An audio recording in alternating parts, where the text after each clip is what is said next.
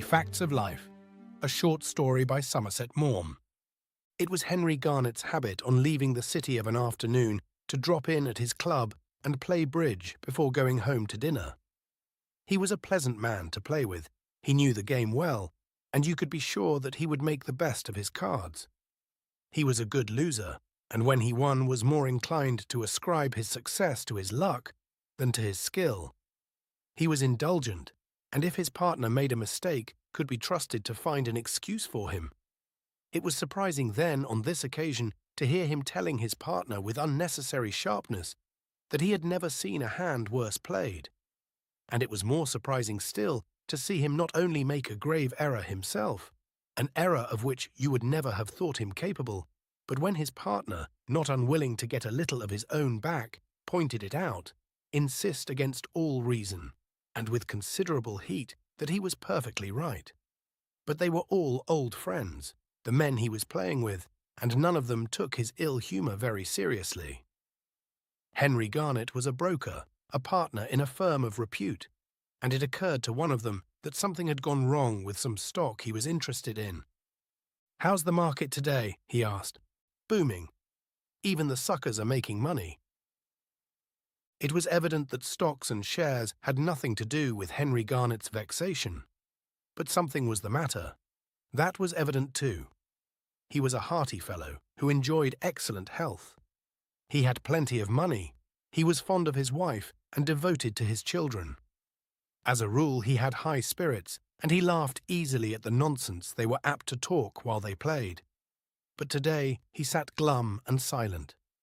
His brows were crossly puckered, and there was a sulky look about his mouth. Presently, to ease the tension, one of the others mentioned a subject upon which they all knew Henry Garnet was glad to speak. "How's your boy, Henry? I see he's done pretty well in the tournament." Henry Garnet's frown grew darker. "He's done no better than I expected him to." "When does he come back from Monte?" "He got back last night." "Did he enjoy himself?" "I suppose so. All I know is that he made a damned fool of himself." "Oh, how?" "I'd rather not talk about it if you don't mind." The three men looked at him with curiosity. Henry Garnet scowled at the green baize. "Sorry, old boy, your call." The game proceeded in a strained silence. Garnet got his bid, and when he played his cards so badly that he went 3 down, not a word was said. Another rubber was begun, and in the second game, Garnet denied a suit. "Having none?" his partner asked him. Garnet's irritability was such that he did not even reply, and when at the end of the hand it appeared that he had revoked, and that his revoke cost the rubber, it was not to be expected that his partner should let his carelessness go without remark. "What the devil's the matter with you, Henry?" he said. "You're playing like a fool." Garnet was disconcerted. He did not so much mind losing a big rubber himself, but he was sore that his inattention should have made his partner lose too. He pulled himself together. "I'd better not play any more. I thought a few rubbers would calm me. But the fact is, I can't give my mind to the game. To tell you the truth, I'm in a hell of a temper." They all burst out laughing. "You don't have to tell us that, old boy. It's obvious." Garnet gave them a rueful smile. "Well, I bet you'd be in a temper if what's happened to me had happened to you. As a matter of fact, I'm in a damned awkward situation, and if any of you fellows can give me any advice how to deal with it, I'd be grateful. Let's have a drink and you tell us all about it. With a KC, a Home Office official and an eminent surgeon, if we can't tell you how to deal with a situation, nobody can." The KC got up and rang the bell for a waiter. "It's about that damned boy of mine," said Henry Garnet. Drinks were ordered and brought, and this is the story that Henry Garnet told them. The boy of whom he spoke was his only son. His name was Nicholas, and of course he was called Nicky. He was 18. The Garnets had 2 daughters besides, one of 16 and the other of 12. But however unreasonable it seemed, for a father is generally supposed to like his daughters best, and though he did all he could not to show his preference, there was no doubt that the greater share of Henry Garnet's affection was given to his son. He was kind in a chaffing, casual way to his daughters, and gave them handsome presents on their birthdays and at Christmas. But he doted on Nicky. Nothing was too good for him. He thought the world of him. He could hardly take his eyes off him. You could not blame him, for Nicky was a son that any parent might have been proud of. He was 6'2", lithe but muscular, with broad shoulders and a slim waist, and he held himself gallantly erect. He had a charming head, well placed on the shoulders, with pale brown hair that waved slightly, blue eyes with long dark lashes under well-marked eyebrows, a full red mouth and a tanned clean skin. When he smiled, he showed very regular and very white teeth. He was not shy, but there was a modesty in his demeanor that was attractive. In social intercourse, he was easy, polite, and quietly gay. He was the offspring of nice, healthy, decent parents. He had been well brought up in a good home. He had been sent to a good school, and the general result was as engaging a specimen of young manhood as you were likely to find in a long time. You felt that he was as honest, open, and virtuous as he looked. He had never given his parents a moment's uneasiness. As a child, he was seldom ill and never naughty. As a boy, he did everything that was expected of him. His school reports were excellent. He was wonderfully popular, and he ended his career with a creditable number of prizes as head of the school and captain of the football team. But this was not all. At the age of 14, Nicky had developed an unexpected gift for lawn tennis. This was a game that his father not only was fond of, but played very well, and when he discerned in the boy the promise of a tennis player, he fostered it. During the holidays, he had him taught by the best professionals, and by the time he was 16, he had won a number of tournaments for boys of his age. He could beat his father so badly that only parental affection reconciled the older player to the poor show he put up. At 18, Nicky went to Cambridge, and Henry Garnet conceived the ambition that before he was through with the university, he should play for it. Nicky had all the qualifications for becoming a great tennis player. He was tall, he had a long reach, he was quick on his feet, and his timing was perfect. He realized instinctively where the ball was coming, and seemingly without hurry, was there to take it. He had a powerful serve, with a nasty break that made it difficult to return, and his forehand drive, low, long, and accurate, was deadly. He was not so good on the backhand, and his volleying was wild. But all through the summer before he went to Cambridge, Henry Garnet made him work on these points under the best teacher in England. At the back of his mind, though he did not even mention it to Nicky, he cherished a further ambition, to see his son play at Wimbledon, and who could tell, perhaps be chosen to represent his country in the Davis Cup. A great lump came into Henry Garnet's throat as he saw in fancy his son leap over the net to shake hands with the American champion whom he had just defeated, and walk off the court to the deafening plaudits of the multitude.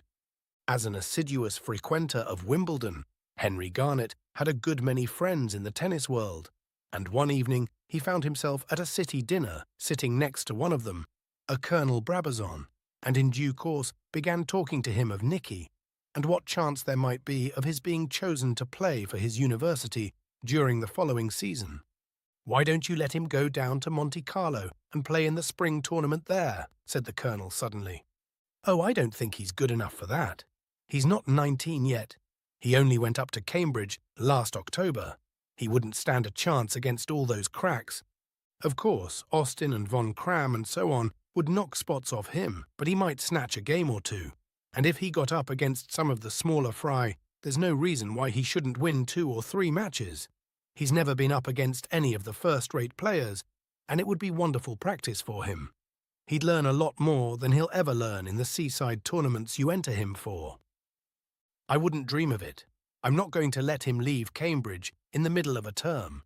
I've always impressed upon him that tennis is only a game, and it mustn't interfere with work." Colonel Brabazon asked Garnet when the term ended. "That's all right. He'd only have to cut about 3 days. Surely that could be arranged. You see, 2 of the men we were depending on have let us down, and we're in a hole. We want to send as good a team as we can. The Germans are sending their best players, and so are the Americans. Nothing doing, old boy. In the first place, Nicky's not good enough. And secondly, I don't fancy the idea of sending a kid like that to Monte Carlo without anyone to look after him. If I could get away myself, I might think of it, but that's out of the question. I shall be there. I'm going as the non-playing captain of the English team. I'll keep an eye on him. You'll be busy, and besides, it's not a responsibility I'd like to ask you to take. He's never been abroad in his life, and to tell you the truth, I shouldn't have a moment's peace all the time he was there. They left it at that, and presently Henry Garnet went home. He was so flattered by Colonel Brabazon's suggestion that he could not help telling his wife. Fancy his thinking Nicky's as good as that. He told me he'd seen him play and his style was fine. He only wants more practice to get into the first flight. We shall see the kid playing in the semi-finals at Wimbledon yet, old girl. To his surprise, Mrs. Garnet was not so much opposed to the notion as he would have expected. After all, the boy's 18. Nicky's never got into mischief yet, and there's no reason to suppose he will now. There's his work to be considered, don't forget that. I think it would be a very bad precedent to let him cut the end of term. But what can 3 days matter? It seems a shame to rob him of a chance like that. I'm sure he'd jump at it if you asked him. Well, I'm not going to. I haven't sent him to Cambridge just to play tennis. I know he's steady, but it's silly to put temptation in his way. He's much too young to go to Monte Carlo by himself. You say he won't have a chance against these crack players, but you can't tell. Henry Garnet sighed a little. On the way home in the car, it had struck him that Austin's health was uncertain, and that Von Cram had his off days. Supposing, just for the sake of argument, that Nicky had a bit of luck like that, then there would be no doubt that he would be chosen to play for Cambridge. But of course, that was all nonsense. Nothing doing, my dear. I've made up my mind, and I'm not going to change it. Mrs. Garnet held her peace. But next day she wrote to Nicky, telling him what had happened, and suggested to him what she would do in his place if, wanting to go, he wished to get his father's consent. A day or two later, Henry Garnet received a letter from his son. He was bubbling over with excitement.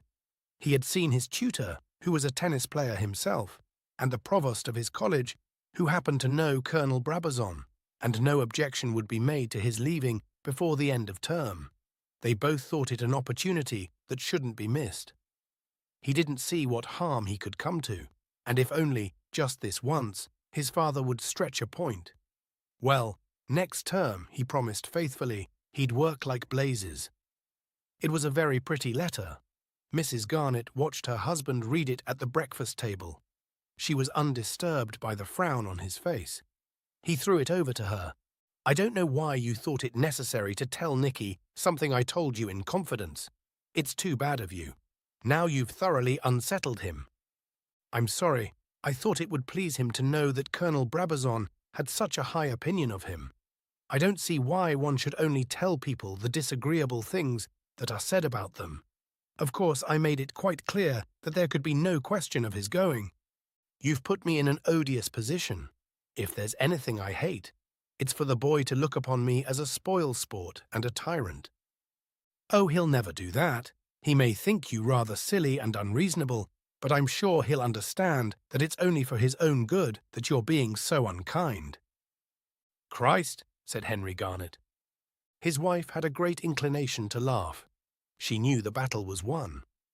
Dear, oh dear, how easy it was to get men to do what you wanted. For appearance' sake, Henry Garnet held out for 48 hours, but then he yielded, and a fortnight later, Nicky came to London. He was to start for Monte Carlo next morning, and after dinner, when Mrs. Garnet and her elder daughter had left them, Henry took the opportunity to give his son some good advice. I don't feel quite comfortable about letting you go off to a place like Monte Carlo at your age practically by yourself, he finished. But there it is, and I can only hope you'll be sensible. I don't want to play the heavy father, but there are 3 things especially that I want to warn you against. 1 is gambling, don't gamble. The 2nd is money, don't lend anyone money. And the 3rd is women. Don't have anything to do with women. If you don't do any of those 3 things, you can't come to much harm. So remember them well. All right, father, Nicky smiled. That's my last word to you. I know the world pretty well, and believe me, My advice is sound. I won't forget it. I promise you. That's a good chap.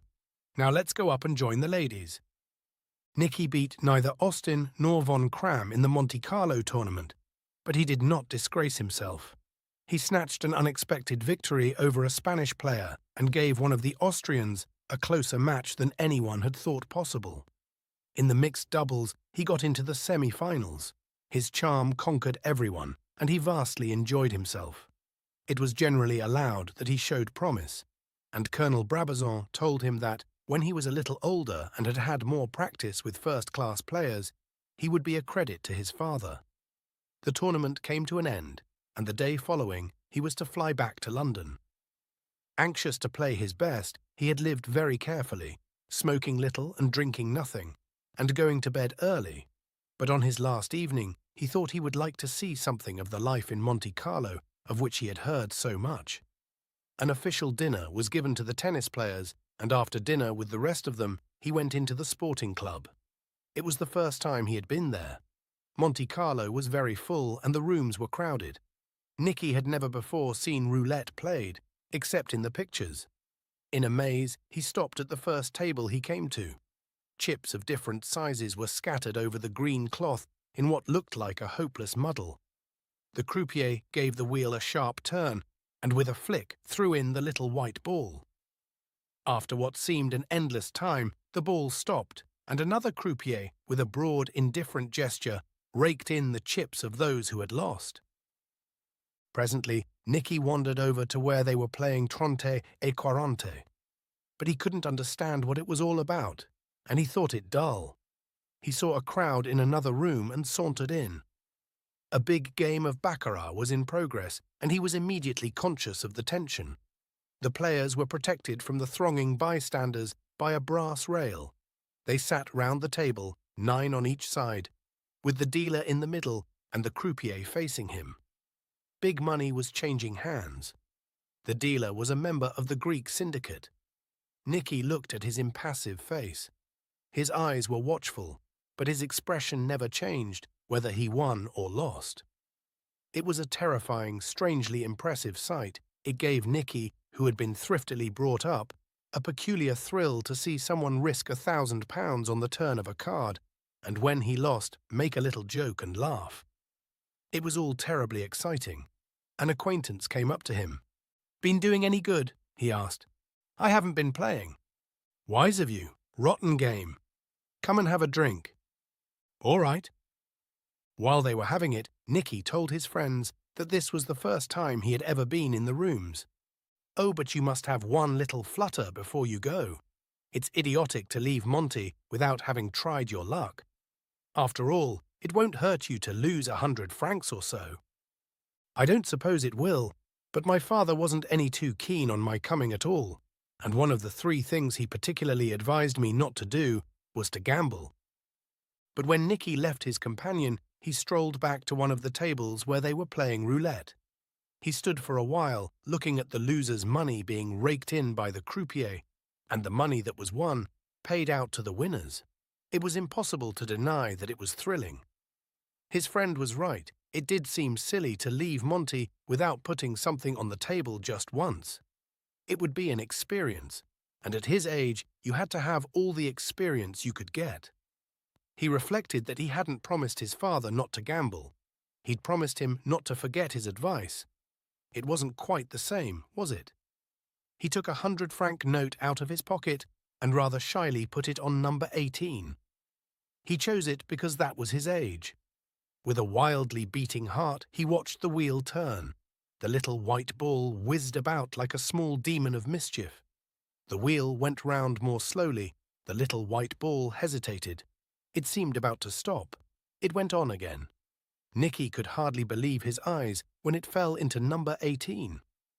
A lot of chips were passed over to him, and his hands trembled as he took them. It seemed to amount to a lot of money. He was so confused that he never thought of putting anything on the following round. In fact, he had no intention of playing any more. Once was enough, and he was surprised when 18 again came up. There was only 1 chip on it. "By George, you've won again," said a man who was standing near to him. "Me? I hadn't got anything on." Yes, you had. Your original stake. They always leave it on, unless you ask for it back. Didn't you know? Another packet of chips was handed over to him. Nicky's head reeled. He counted his gains. 7,000 francs. A queer sense of power seized him. He felt wonderfully clever. This was the easiest way of making money that he had ever heard of.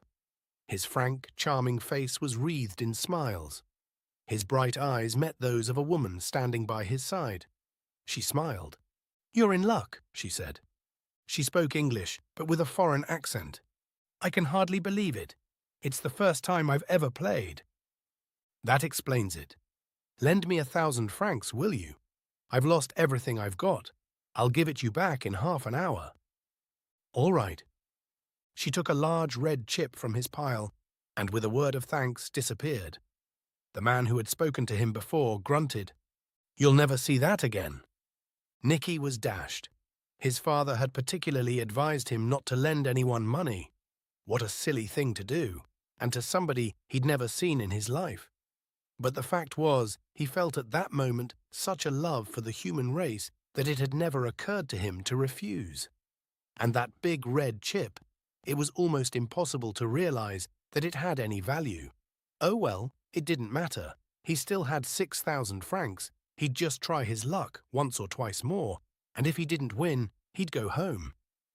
He put a chip on 16, which was his elder sister's age, but it didn't come up. Then on 12, which was his younger sister's, and that didn't come up either. He tried various numbers at random, but without success. It was funny, he seemed to have lost his knack. He thought he would try just once more, and then stop. He won. He had made up all his losses, and had something over.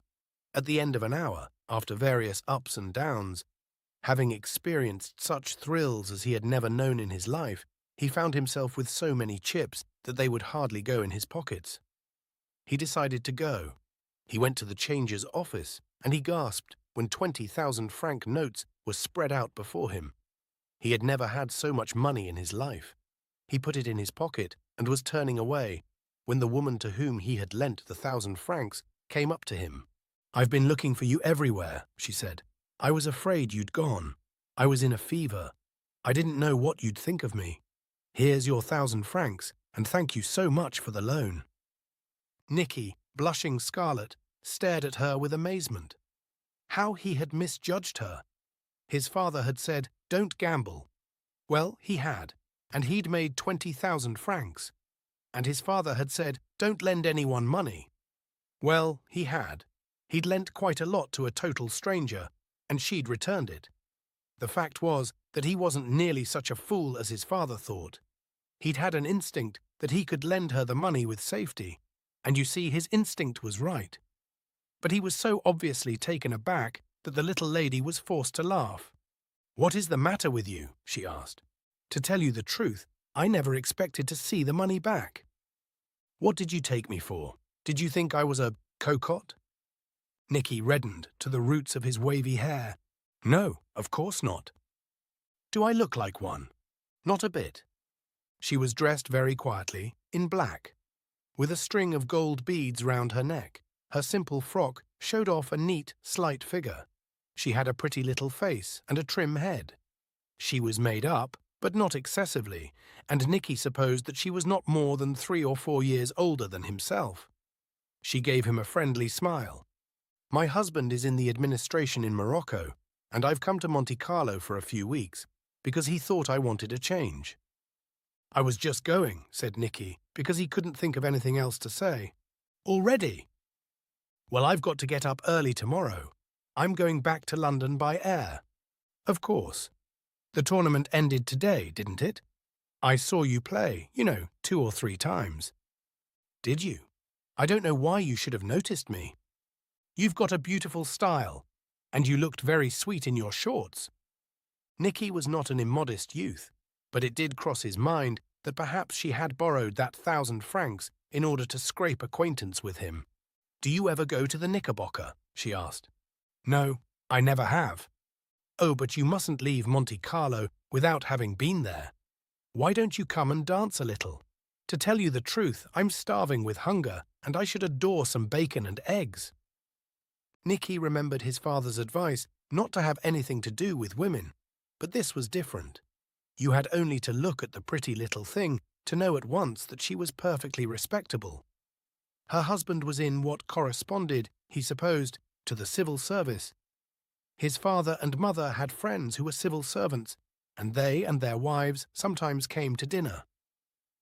It was true that the wives were neither so young nor so pretty as this one, but she was just as ladylike as they were, and after winning 20,000 francs, he thought it wouldn't be a bad idea to have a little fun. "I'd love to go with you," he said, "but you won't mind if I don't stay very long. I've left instructions at my hotel that I'm to be called at 7. We'll leave as soon as ever you like." Nicky found it very pleasant at the Knickerbocker. He ate his bacon and eggs with appetite. They shared a bottle of champagne. They danced, and the little lady told him he danced beautifully. He knew he danced pretty well, and of course she was easy to dance with. As light as a feather, she laid her cheek against his, and when their eyes met, there was in hers a smile that made his heart go pit-a-pat. A coloured woman sang in a throaty, sensual voice. The floor was crowded. "Have you ever been told that you're very good-looking?" she asked. "I don't think so," he laughed. "Gosh," he thought, "I believe she's fallen for me." Nicky was not such a fool as to be unaware that women often liked him, and when she made that remark, he pressed her to him a little more closely. She closed her eyes and a faint sigh escaped her lips. "I suppose it wouldn't be quite nice if I kissed you before all these people," he said. "What do you think they would take me for?" It began to grow late, and Nicky said that really he thought he ought to be going. "I shall go too," she said. "Will you drop me at my hotel on your way?" Nicky paid the bill. He was rather surprised at its amount, but with all that money he had in his pocket, he could afford not to care, and they got into a taxi. She snuggled up to him, and he kissed her. She seemed to like it. "By Jove," he thought, "I wonder if there's anything doing."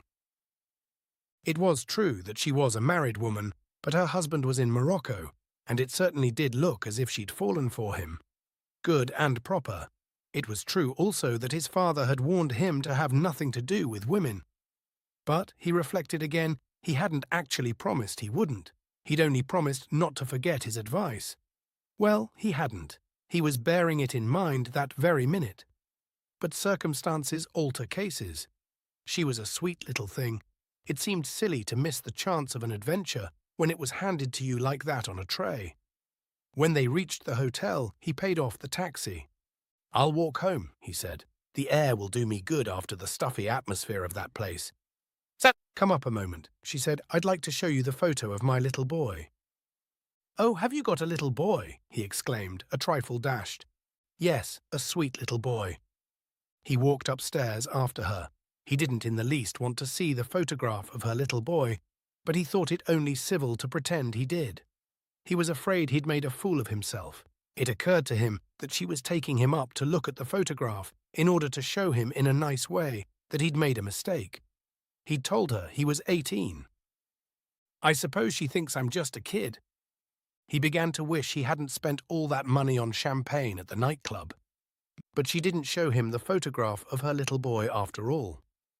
They had no sooner got into her room than she turned to him, flung her arms round his neck, and kissed him full on the lips. He had never in all his life been kissed so passionately. "Darling," she said. For a brief moment, his father's advice once more crossed Nicky's mind, and then he forgot it. Asterisk, asterisk, asterisk, asterisk. Nicky was a light sleeper, and the least sound was apt to wake him. 2 or 3 hours later, he awoke and for a moment could not imagine where he was. The room was not quite dark, for the door of the bathroom was ajar, and the light in it had been left on. Suddenly, he was conscious that someone was moving about the room. Then he remembered. He saw that it was his little friend, and he was on the point of speaking when something in the way she was behaving stopped him. She was walking very cautiously, as though she were afraid of waking him. She stopped once or twice and looked over at the bed. He wondered what she was after. He soon saw. She went over to the chair on which he had placed his clothes and once more looked in his direction. She waited for what seemed to him an interminable time. The silence was so intense that Nicky thought he could hear his own heart beating. Then, very slowly, very quietly, she took up his coat, slipped her hand into the inside pocket, and drew out all those beautiful 1,000-franc notes that Nicky had been so proud to win. She put the coat back and placed some other clothes on it, so that it should look as though it had not been disturbed. Then, with the bundle of notes in her hand, for an appreciable time stood once more stock still. Nicky had repressed an instinctive impulse to jump up and grab her. It was partly surprise that had kept him quiet, partly the notion that he was in a strange hotel, in a foreign country, and if he made a row, he didn't know what might happen. She looked at him. His eyes were partly closed, and he was sure that she thought he was asleep. In the silence, she could hardly fail to hear his regular breathing. When she had reassured herself that her movements had not disturbed him, she stepped, with infinite caution, across the room. On a small table in the window, a cineraria was growing in a pot. Nicky watched her now, with his eyes wide open. The plant was evidently placed quite loosely in the pot. For taking it by the stalks, she lifted it out. She put the banknotes in the bottom of the pot and replaced the plant. It was an excellent hiding place. No one could have guessed that anything was concealed under that richly flowering plant. She pressed the earth down with her fingers and then, very slowly, taking care not to make the smallest noise, crept across the room and slipped back into bed. "Chérie," she said in a caressing voice. Nicky breathed steadily, like a man immersed in deep sleep. The little lady turned over on her side and disposed herself to slumber. But though Nicky lay so still, his thoughts worked busily. He was extremely indignant at the scene he had just witnessed, and to himself he spoke his thoughts with vigour. She's nothing but a damned tart. She and her dear little boy and her husband in Morocco. My eye! She's a rotten thief, that's what she is. Took me for a mug. If she thinks she's going to get away with anything like that, she's mistaken. He had already made up his mind what he was going to do with the money he had so cleverly won. He had long wanted a car of his own and had thought it rather mean of his father not to have given him one. After all, a fella doesn't always want to drive about in the family bus. Well, he'd just teach the old man a lesson and buy one himself. For 20,000 francs, £200 roughly, he could get a very decent second-hand car. He meant to get the money back, but just then he didn't quite know how. He didn't like the idea of kicking up a row. He was a stranger, in an hotel he knew nothing of. It might very well be that the beastly woman had friends there. He didn't mind facing anyone in a fair fight, but he'd look pretty foolish if someone pulled a gun on him. He reflected besides, very sensibly, that he had no proof the money was his. If it came to a showdown, and she swore it was hers, he might very easily find himself hauled off to a police station. He really didn't know what to do. Presently, by her regular breathing, he knew that the little lady was asleep. She must have fallen asleep with an easy mind, for she had done her job without a hitch. It infuriated Nicky that she should rest so peacefully while he lay awake, worried to death. Suddenly an idea occurred to him. It was such a good one that it was only by the exercise of all his self-control that he prevented himself from jumping out of bed and carrying it out at once. Two could play at her game. She'd stolen his money. Well, he'd steal it back again, and they'd be all square. He made up his mind to wait quite quietly until he was sure that deceitful woman was sound asleep. He waited for what seemed to him a very long time. She did not stir. Her breathing was as regular as a child's. "Darling," he said at last. No answer, no movement. She was dead to the world. Very slowly, pausing after every movement, very silently, he slipped out of bed. He stood still for a while, looking at her to see whether he had disturbed her. Her breathing was as regular as before. During the time he was waiting, he had taken note carefully of the furniture in the room, so that in crossing it he should not knock against a chair or a table and make a noise. He took a couple of steps and waited. He took a couple of steps more. He was very light on his feet and made no sound as he walked. He took fully 5 minutes to get to the window, and here he waited again. He started, for the bed slightly creaked, but it was only because the sleeper turned in her sleep. He forced himself to wait till he had counted 100. She was sleeping like a log. With infinite care, he seized the cineraria by the stalks and gently pulled it out of the pot. He put his other hand in. His heart beat 19 to the dozen as his fingers touched the notes. His hand closed on them, and he slowly drew them out. He replaced the plant and in his turn carefully pressed down the earth. While he was doing all this, he had kept one eye on the form lying in the bed. It remained still. After another pause, he crept softly to the chair on which his clothes were lying. He first put the bundle of notes in his coat pocket and then proceeded to dress. It took him a good quarter of an hour, because he could afford to make no sound. He had been wearing a soft shirt with his dinner jacket, and he congratulated himself on this, because it was easier to put on silently than a stiff one. He had some difficulty in tying his tie without a looking-glass, but he very wisely reflected that it didn't really matter if it wasn't tied very well. His spirits were rising. The whole thing now began to seem rather a lark. At length he was completely dressed, except for his shoes, which he took in his hand. He thought he would put them on when he got into the passage. Now he had to cross the room to get to the door. He reached it so quietly that he could not have disturbed the lightest sleeper. But the door had to be unlocked. He turned the key very slowly. It creaked. "Who's that?" The little woman suddenly sat up in bed. Nicky's heart jumped to his mouth. He made a great effort to keep his head. "It's only me. It's 6 o'clock and I've got to go. I was trying not to wake you." "Oh, I forgot." She sank back onto the pillow. "Now that you're awake, I'll put on my shoes." He sat down on the edge of the bed and did this. "Don't make a noise when you go out. The hotel people don't like it." "Oh, I'm so sleepy." "You go right off to sleep again. Kiss me before you go." He bent down and kissed her. "You're a sweet boy and a wonderful lover. Bon voyage."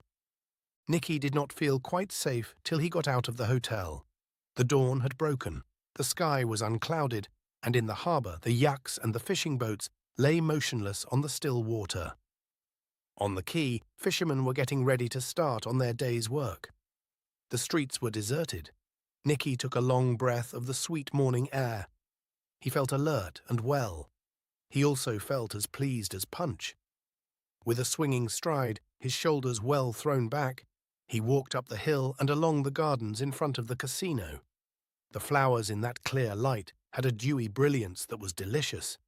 Till he came to his hotel. Here the day had already begun.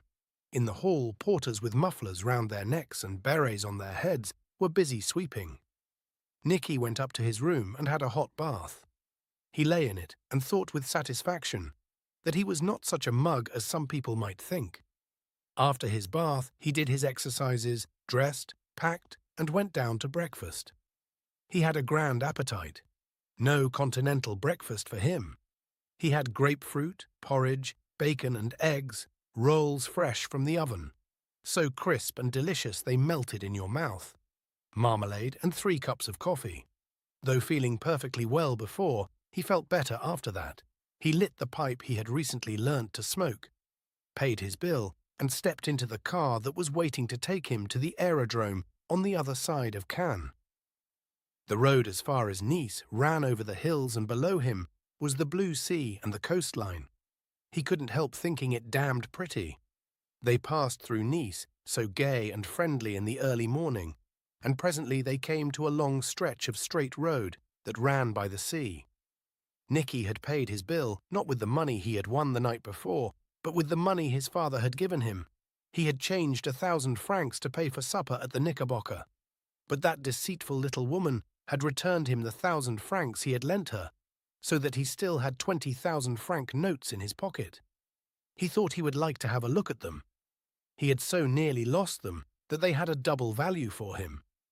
He took them out of his hip pocket, into which, for safety's sake, he had stuffed them when he put on the suit he was travelling in, and counted them one by one. Something very strange had happened to them. Instead of there being 20 notes, as there should have been, there were 26. He couldn't understand it at all. He counted them twice more. There was no doubt about it. Somehow or other, he had 26,000 francs, instead of the 20 should have had. He couldn't make it out. He asked himself if it was possible that he had won more at the sporting club than he had realized. But no, that was out of the question. He distinctly remembered the man at the desk laying the notes out in 4 rows of 5, and he had counted them himself. Suddenly the explanation occurred to him. When he had put his hand into the flower pot, after taking out the cineraria, he had grabbed everything he felt there. The flower pot was the little hussie's money box, and he had taken out not only his own money, but her savings as well. Nicky leant back in the car and burst into a roar of laughter. It was the funniest thing he had ever heard in his life, and when he thought of her going to the flower pot sometime later in the morning, when she awoke, expecting to find the money she had so cleverly got away with, and finding not only that it wasn't there, but that her own had gone too, he laughed more than ever. And so far as he was concerned, there was nothing to do about it. He neither knew her name nor the name of the hotel to which she had taken him. He couldn't return her money even if he wanted to. "It serves her damned well right," he said. Asterisk, asterisk, asterisk, asterisk. This then was the story that Henry Garnet told his friends over the bridge table. For the night before, after dinner when his wife and daughter had left them to their port, Nicky had narrated it in full. And you know what infuriated me is that he's so damned pleased with himself. Talk of a cat swallowing a canary. And you know what he said to me when he'd finished? He looked at me with those innocent eyes of his and said, "You know, Father, I can't help thinking there was something wrong about the advice you gave me. You said, 'Don't gamble.' Well, I did, and I made a packet. You said, 'Don't lend money.' Well, I did, and I got it back. And you said, 'Don't have anything to do with women.' Well, I did, and I made 6,000 francs on the deal." It didn't make it any better for Henry Garnet that his 3 companions burst out laughing. "It's all very well for you fellows to laugh, but you know, I'm in a damned awkward position. The boy looked up to me, he respected me, he took whatever I said as gospel truth, and now I saw it in his eyes. He just looks upon me as a drivelling old fool. It's no good my saying 1 swallow doesn't make a summer. He doesn't see that it was just a fluke. He thinks the whole thing was due to his own cleverness. It may ruin him." "You do look a bit of a damned fool, old man," said one of the others. "There's no denying that, is there?" "I know I do, and I don't like it. It's so dashed unfair. Fate has no right to play one tricks like that. After all, you must admit that my advice was good." "Very good." "And the wretched boy ought to have burnt his fingers." "Well, he hasn't. You're all men of the world. You tell me how I'm to deal with the situation now." But they none of them could. "Well, Henry, if I were you, I wouldn't worry," said the lawyer. "My belief is that your boy's born lucky, and in the long run, that's better than to be born clever or rich.